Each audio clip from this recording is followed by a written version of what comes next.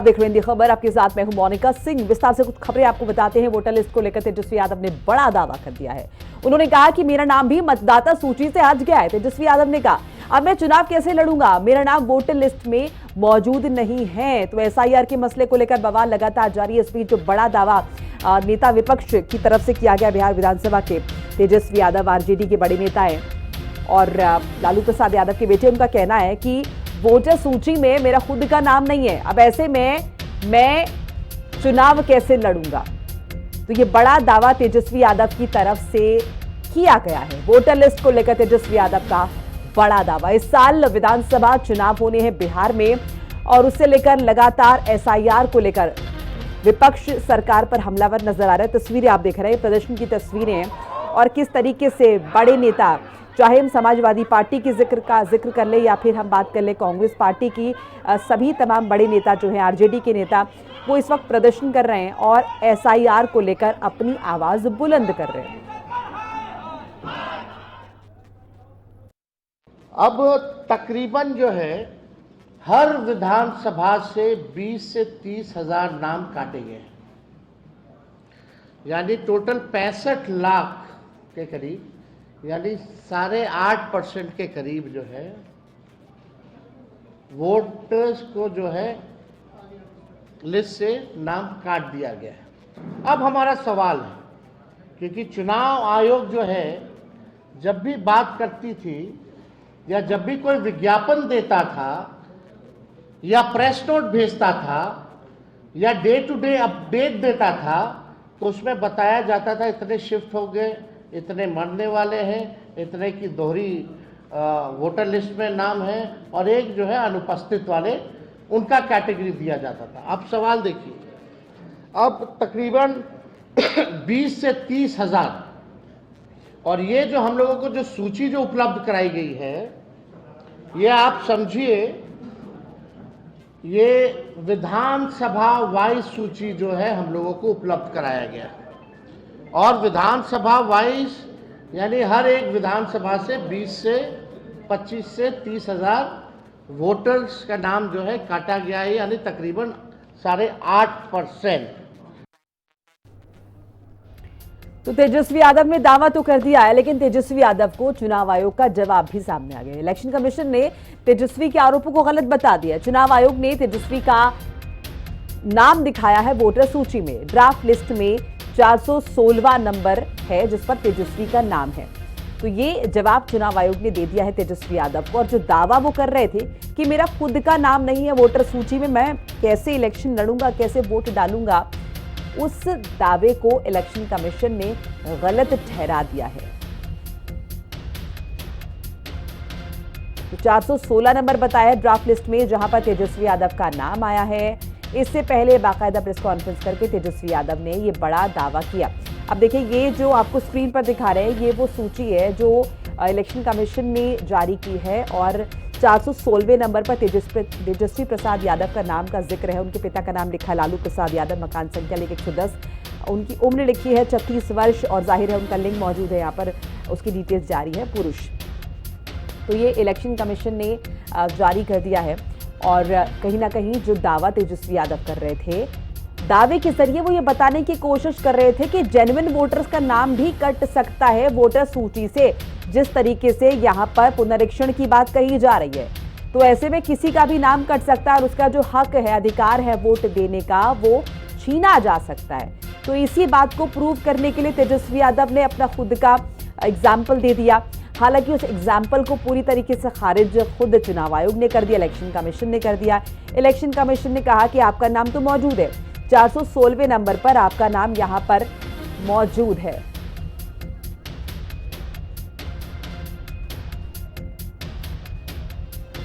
और हमारे साथ जुड़ चुके हैं जेडीयू की नेता अंजुम आरा। अंजुम जी, किस तरह से आप देख रहे हैं, क्योंकि तेजस्वी यादव ने दावा किया बहुत बड़ा और उन्होंने कहा कि वोटर लिस्ट में उनका खुद का नाम मौजूद नहीं है। हालांकि अब इलेक्शन कमीशन का जवाब आ गया है। अंजुम जी, आप मुझे सुन पा रही हैं? जी जी जी, सुन रहे हैं। अभी आपको ही मैंने सुना सारी बातों का, जिस तरह से नेता प्रतिपक्ष हमारा और बिहार का विपक्ष इंतजार, आपने देखा होगा कि मतदाता जो सूची हमारा उसको ठीक किया जा रहा था, किस तरह से पूरे बिहार में आवाम के बीच में गुमराह पैदा करने की कोशिश किया गया, पैनिक सिचुएशन को क्रिएट करने की कोशिश की गई बिहार के में नेता प्रतिपक्ष के द्वारा।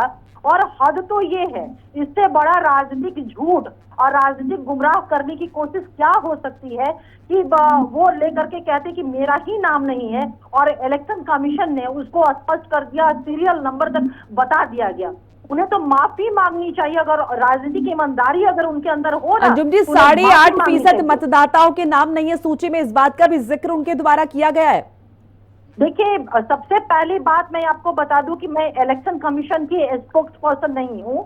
किनका नाम है और नहीं है, इसकी अकाउंटेबिलिटी इलेक्शन कमीशन की है। लेकिन जिनके भी नाम नहीं है तो ये तो स्पष्ट है ना कि वो लोग नहीं रहे होंगे, मृत रहे हो, क्यों उसका पुनरीक्षण क्यों रिव्यू किया जाता है? इसी के लिए कि कोई भी अवैध या कोई भी अयोग्य व्यक्ति जो नहीं है इस दुनिया में, वो हमारे वोटर लिस्ट में नहीं रहे। और ये इलेक्शन कमीशन की कॉन्स्टिट्यूशनल ड्यूटी भी है और कॉन्स्टिट्यूशनल राइट भी है। तो आप इलेक्शन कमीशन की कितनी बात कहें, लेकिन मामला तो संसद में भी गूंजा है, संसद के अंदर भी, संसद के बाहर भी, विधानसभा में भी गूंजा है। और लगातार विपक्ष ये कह रहा है कि कहीं ना कहीं सरकार की मिली भगत है, सरकार जानबूझकर ऐसा कर रही है ताकि जो उनके कोर वोटर्स हैं वो वोट ना डाल पाए। अब नेता प्रतिपक्ष, इसी यही कारण है कि हम लोग कहते हैं कि एक नौवीं फेल से बिहार और बिहार की आवाम क्या उम्मीद कर सकती है, जो ये नहीं समझते कि election commission is a constitutional body. वो किसी को इन्फ्लुएंस उसको नहीं किया जा सकता है और नहीं कर सकता है। वो अकाउंटेबल है डायरेक्ट टू द कॉन्स्टिट्यूशन, किसी लेजिस्लेटिव बॉडी का और किसी हाउस के प्रति वो अकाउंटेबल नहीं है इलेक्शन कमीशन। चलिए, बहुत बहुत शुक्रिया अंजुम महाराज जी, आपका हिंदी खबर के साथ जुड़ने के लिए, अपनी कीमती राय साझा करने के लिए। तो लगातार प्रतिक्रियाएं इस मामले पर आ रही हैं। एसआईआर के मसले को लेकर विपक्ष लगातार हमलावर नजर आ रहा है। में ये घोर अपमान है, इसको टॉलरेट नहीं किया जा सकता है। अरुण जेटली जी की मृत्यु 2019 में हो गई, या फार्म लॉ पे अरुण जेटली पे आरोप लगा रहे हैं आप, जो फार्म लॉ 2020 में आया। शर्म नहीं आती है? ये ऐसे ऐसे व्यक्ति लीडर ऑफ अपोजिशन बने हुए हैं। ये एलओपी नहीं है, ये लीडर ऑफ पाकिस्तान है।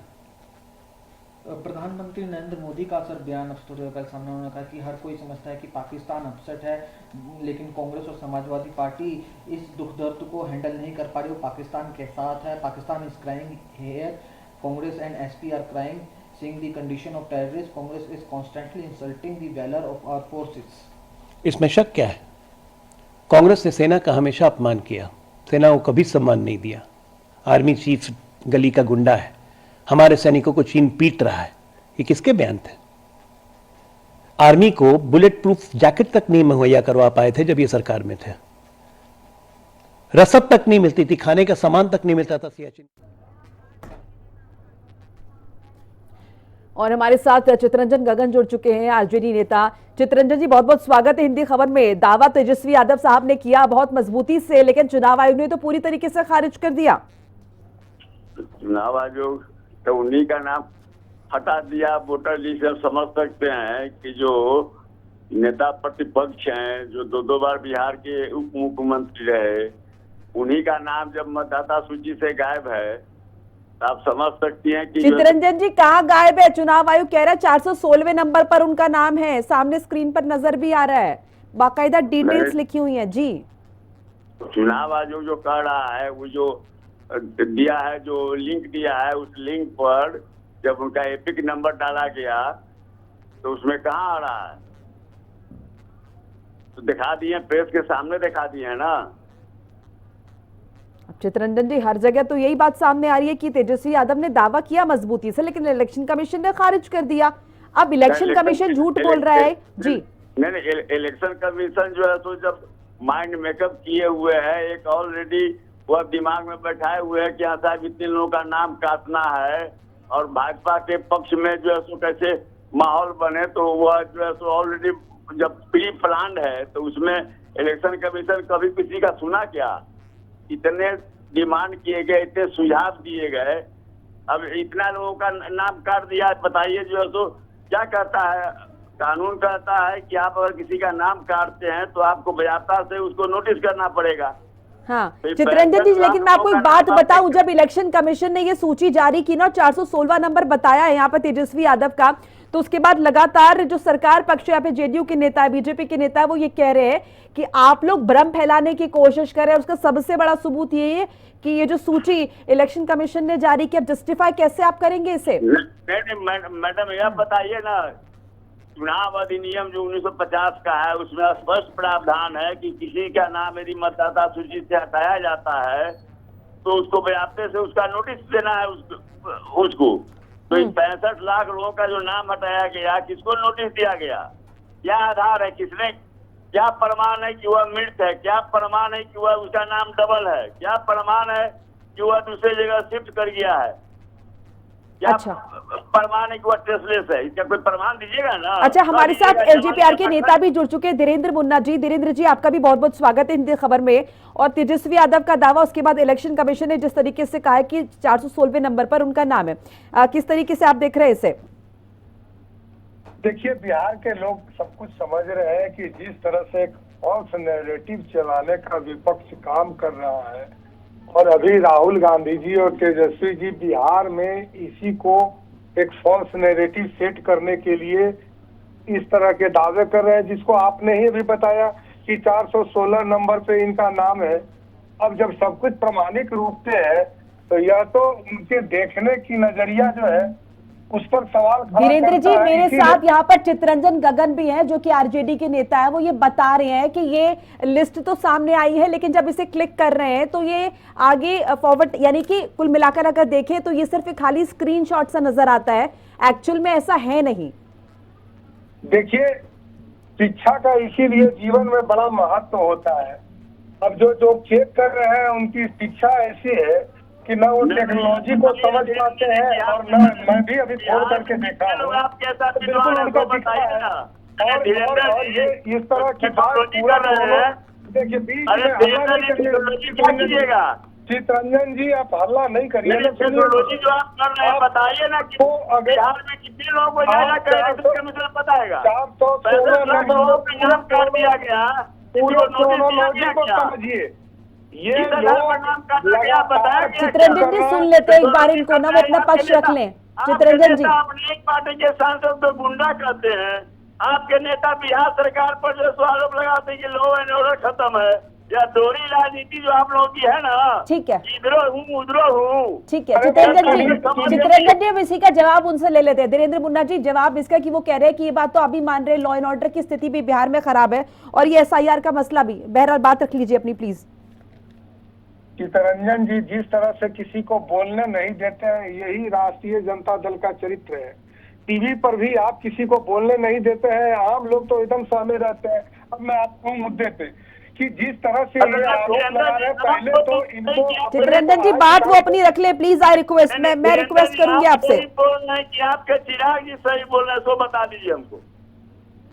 चिराग जी जो बोल रहे हैं, आप समझिए कि आप लोग जो फॉल्स नैरेटिव सेट कर रहे हैं उसी पर लगातार बोल रहे हैं मेरे नेता चिराग पासवान जी कि आप किसी संवैधानिक दलों पर विश्वास नहीं है, और चुनाव में हार के डर से आप लोग चुनाव आयोग को कटघरे में लगातार खड़ा ठीक है धीरेन्द्र मुन्ना जी, चित्ररंजन गगन जी, बहुत बहुत शुक्रिया हमें समय देने के लिए और हिंदी खबर के माध्यम से अपनी बात दर्शकों तक पहुंचाने के लिए। और